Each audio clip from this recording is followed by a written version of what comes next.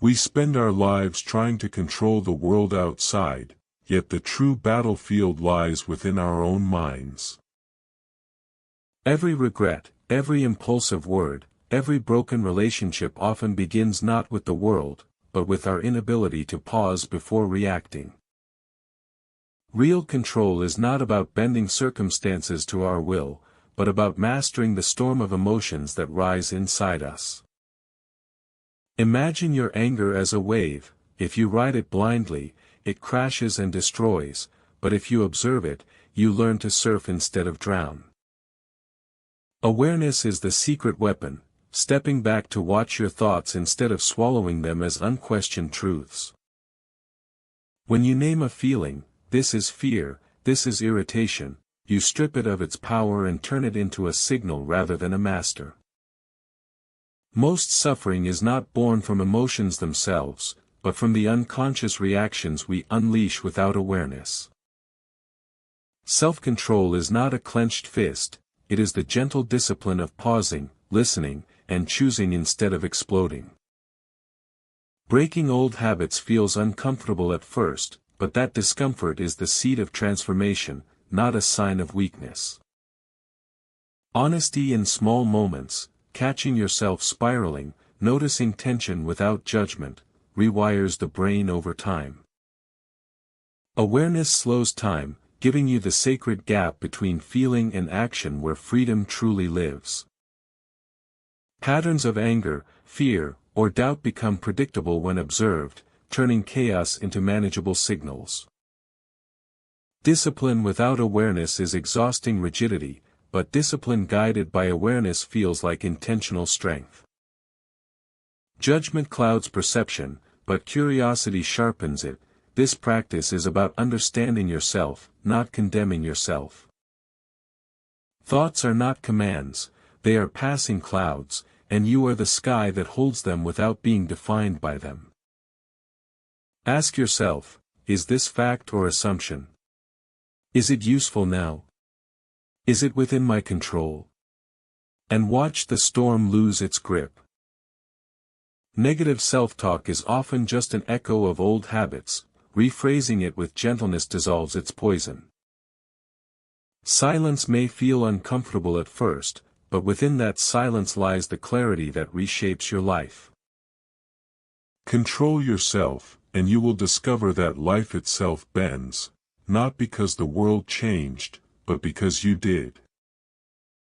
Emotions are not enemies but signals, whispering truths that demand pause before action. The real freedom lies in the fragile gap between feeling and response, a space where destiny can be rewritten. Suppressing emotions is like trapping fire in a sealed jar, it only builds pressure until it explodes. But naming emotions, this is fear, this is irritation, creates distance, reminding us we are not the storm itself. Most emotional reactions are learned habits, echoes of past conditioning rather than inevitable truths. Calm is not a gift but a skill, forged through restraint, like steel tempered in fire. Physical cues, a tight chest, shallow breath, clenched jaw, are the Buddhist early alarms before the mind erupts. True strength is not loud defiance but steady composure under pressure, the quiet power of emotional maturity. Every delayed response is a victory, proving that urgency is often an illusion magnified by time. Composed behavior builds trust, calming storms in others and inspiring them to mirror our steadiness. Discipline is not intensity but reliability, the quiet act of keeping promises to oneself day after day. Small acts, beginning work on time, pausing before checking the phone, are bricks that build the fortress of self-respect. Internal chaos thrives in the absence of structure, while disciplined habits create predictability that soothes the restless mind. Freedom is not indulgence but purposeful choice, where discipline reduces decision fatigue and unlocks focus. Focus is the gatekeeper of self-control, guarding against distractions that erode clarity and power. Multitasking is a thief, stealing stamina with every shift, forcing the brain to reset again and again. Presence is sovereignty, diluted focus weakens command, while sustained attention crowns the mind with mastery. Environmental design, silenced alerts, uncluttered spaces, scheduled interactions, decides whether focus flows effortlessly or drowns in chaos. When attention is surrendered to distractions, control is lost, but when guarded, it becomes the architect of a purposeful life. Imagine a battlefield doctor, wounded yet unbroken, realizing that the greatest war is not fought with bullets but with the chaos inside the mind.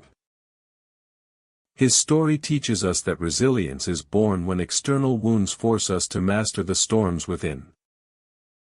Attention, like a fragile flame, flickers when exposed to too many winds of distraction, and yet, when shielded, it burns steady and bright. Multitasking feels powerful, but each shift is a thief, stealing stamina, forcing the brain to reset, leaving us weaker than before. Presence is sovereignty. When diluted by scattered focus, our executive control crumbles like a kingdom without a ruler. Consistency, not intensity, is the true architect of mastery. Like water carving stone, slow persistence outlasts sudden force. Design your environment as a fortress, silence alerts, clear clutter, schedule windows of interaction, and focus becomes effortless. Every notification, every random conversation, is friction, remove it, and the mind glides like a blade across silk. Information overload is a storm of noise. Curbing intake is not rigidity but strategy, a way to reclaim clarity. At first, single-tasking feels like withdrawal. The brain craves stimulation, but over time resistance fades and clarity blooms. True focus is not brute willpower, it is sustained, unbroken attention, a river flowing without interruption. Routine is the scaffolding of discipline. Dedicate windows to each task, and concentration becomes habit, not struggle. Organize your surroundings to match your mission, and the inner conflict dissolves like mist under the morning sun. Routine consistency is a substitute for raw willpower. Like rails guiding a train, it keeps purpose on track. Financial hardship strips away excess, forcing survival to become growth, teaching that simplicity is strength. Friends and colleagues are lifelines, social bonds weave resilience, proving that control of life is never solitary. Curiosity, like a reagent reacting only with hemoglobin, reveals the hidden patterns of reality when observed with precision. War, illness, and the search for stability remind us, environment shapes values, but choices shape destiny. And so the mystery unfolds: control yourself, and you do not merely survive life, you command it. Every ordinary day hides a secret negotiation with your future self, where each small choice whispers the kind of person you are becoming. We imagine life changes as grand revolutions, yet the true architecture of destiny is built from the bricks of repeated habits.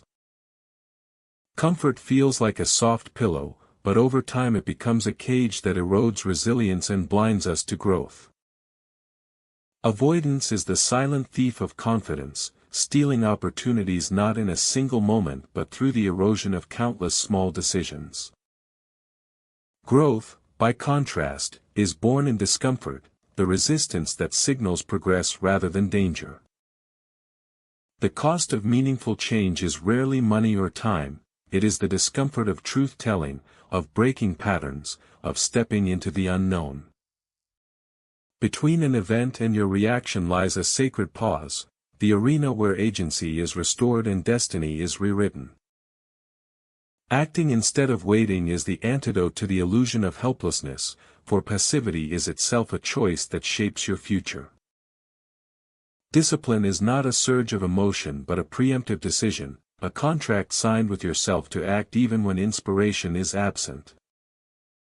Motivation is fickle, but discipline eliminates the exhausting daily debate of should I start now? By replacing it with certainty.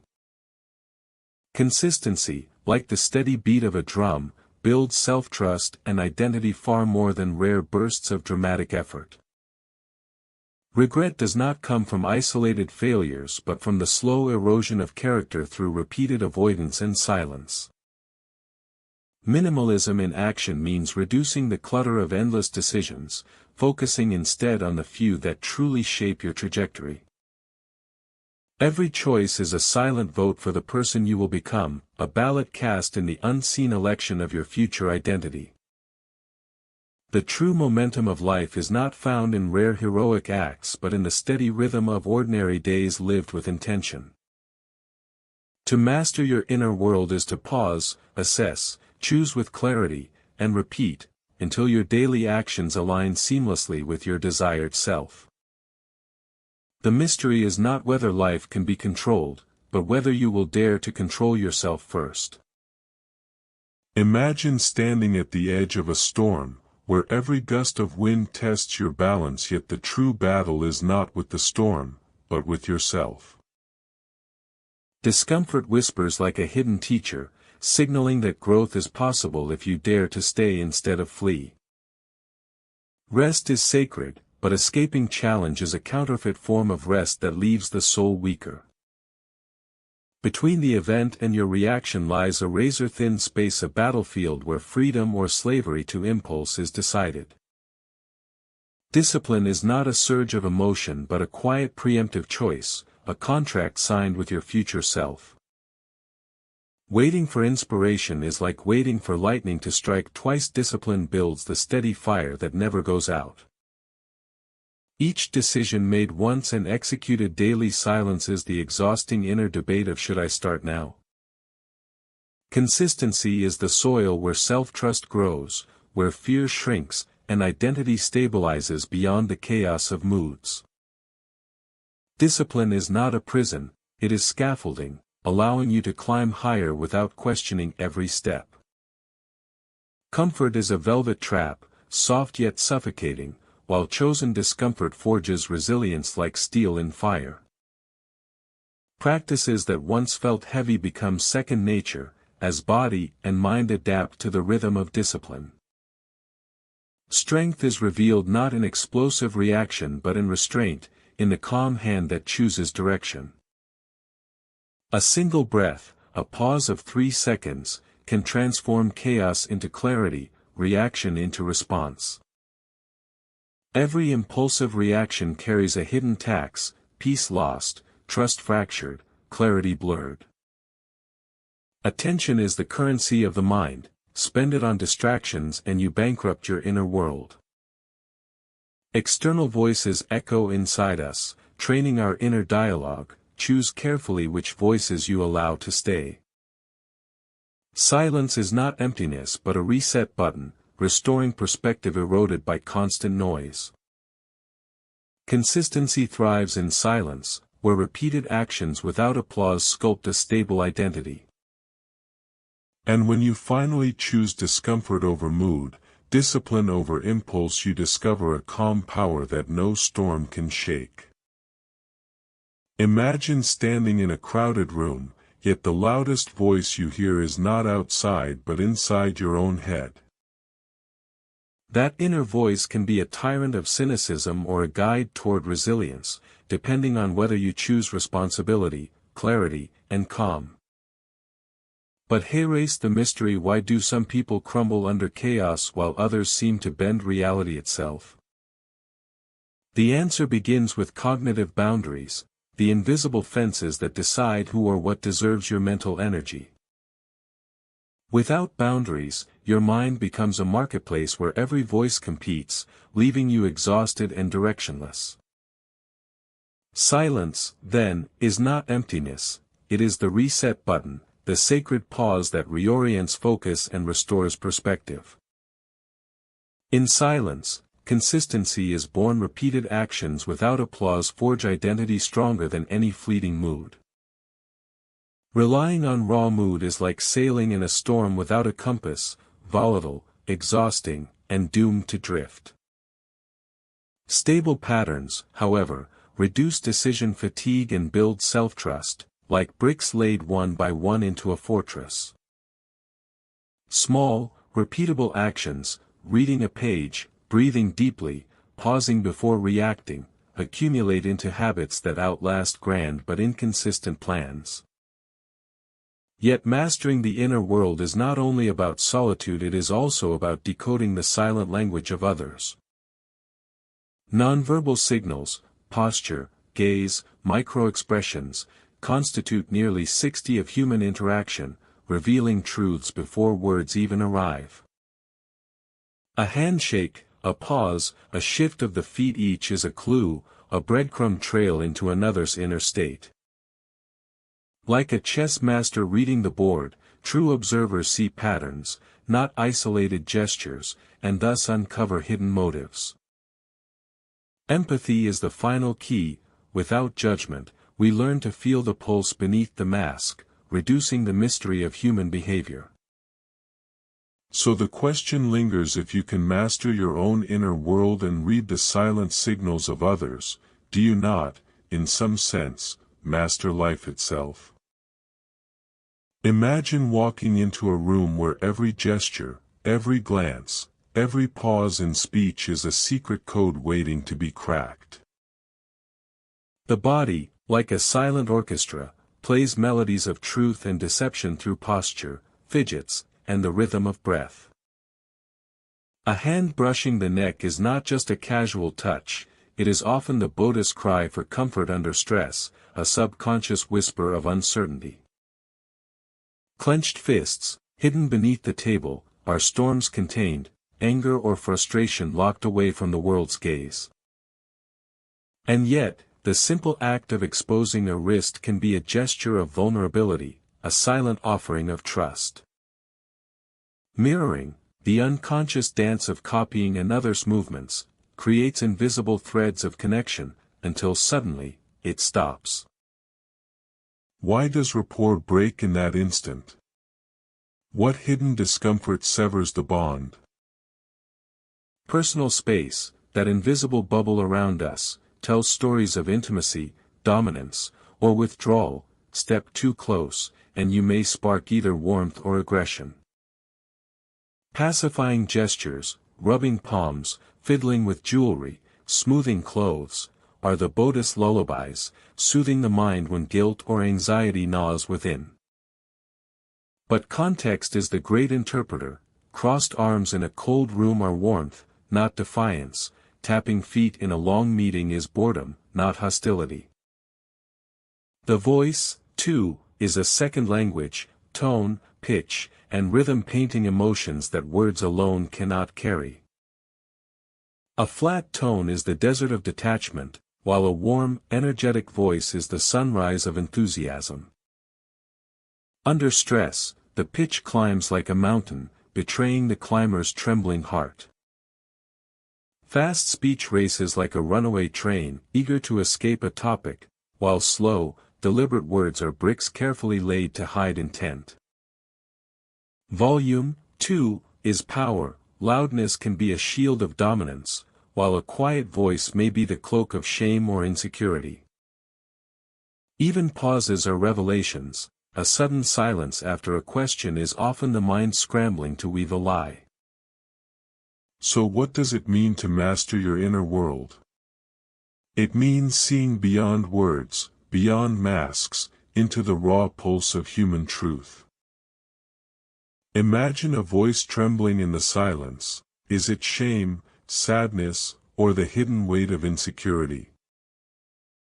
A pause after a question can feel like a canyon opening, confidence or hesitation, truth or a lie scrambling to be born. When the tongue stumbles with and the brain betrays its struggle, multitasking between deception and survival. A throat clearing, a crack in the voice, these are not accidents but echoes of tension before the mask of falsehood drops. Listen closely, the dominant voice interrupts, expands, commands, while the submissive one shrinks, questions, apologizes endlessly. Too many summaries can be armor, not remorse, an instinct to avoid conflict rather than a genuine plea for forgiveness. The mismatch between tone and words is a crack in the mirror. Authenticity shatters when sound and meaning collide. Our emotional center is the puppeteer of the voice, pulling strings that betray joy, fear, or deception without consent. Deception is heavy, it bends the body, delays the tongue, and forces the liar to drown truth in oceans of unnecessary detail. Notice how liars avoid they distance themselves, cloaking words in formality, as if truth were too dangerous to touch. Micro-expressions flash like lightning, anger, fear, contempt, too fast for control, yet loud enough for the trained eye.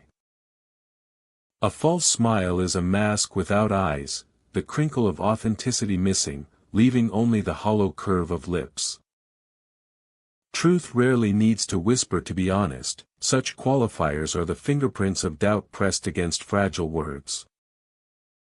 Liars rush to fill silence, while truth-tellers rest in stillness, their story intact like a stone unmoved by the wind.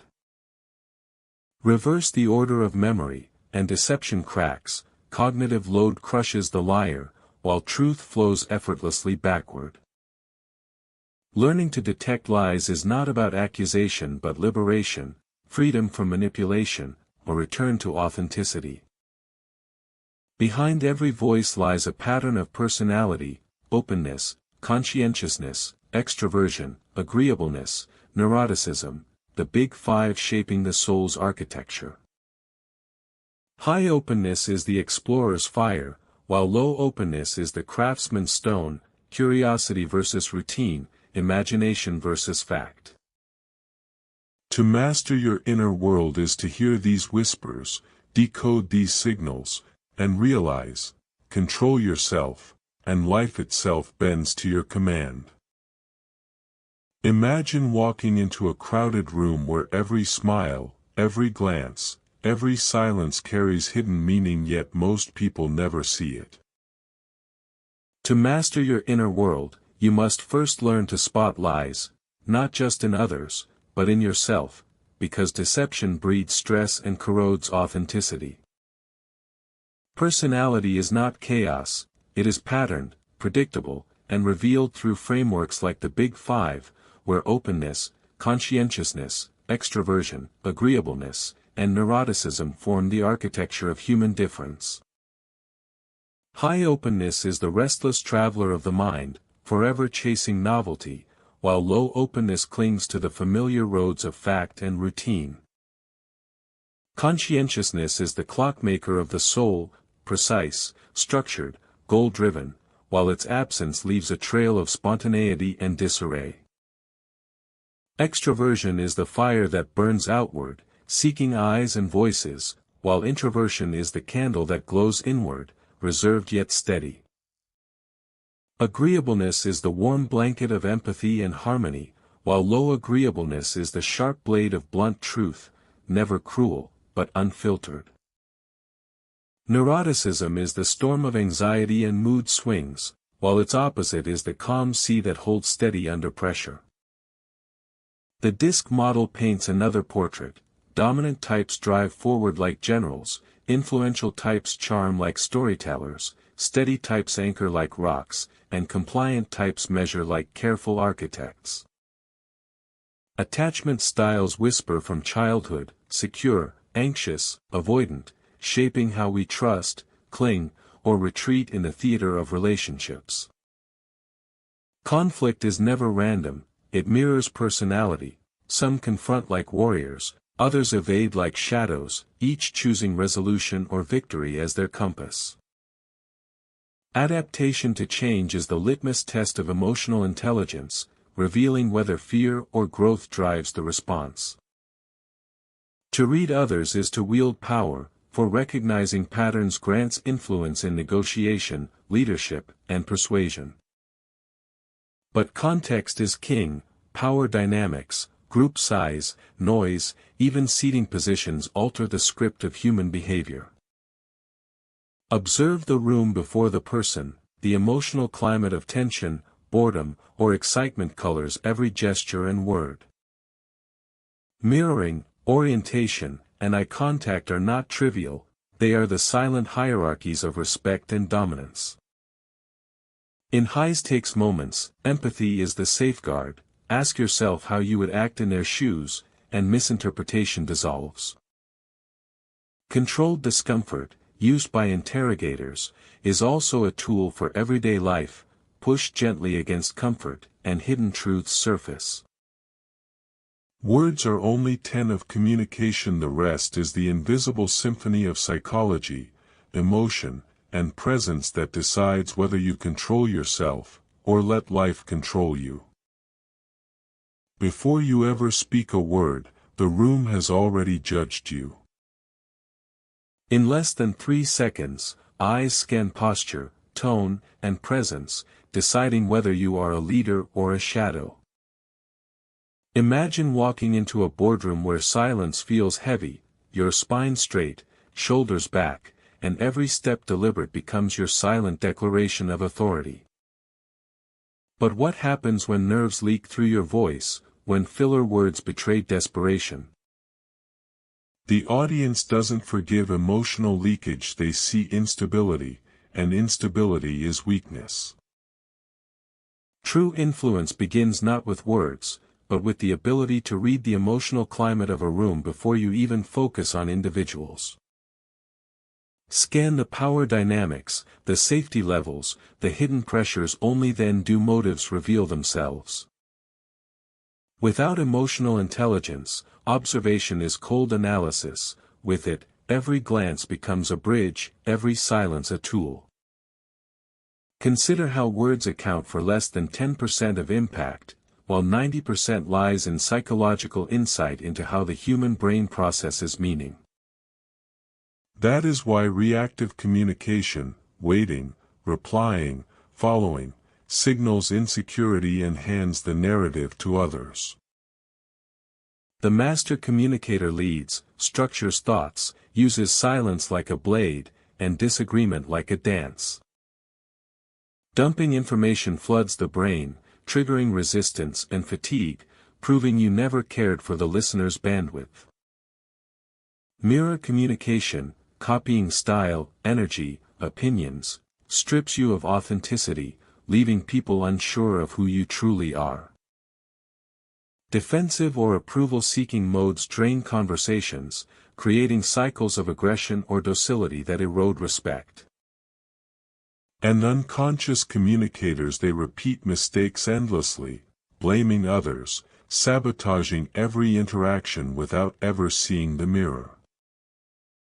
First impressions are evolutionary snap judgments, but when mastered, they become levers, tools to deliberately shape destiny. A relaxed yet alert face, measured eye contact, and breath-supported tone transform you from ordinary speaker to magnetic presence. Opening words carry primacy, they set the energy, the frame, the expectation, and once spoken, they cannot be undone. Control yourself, and you control life, because the world outside is only a reflection of the world within.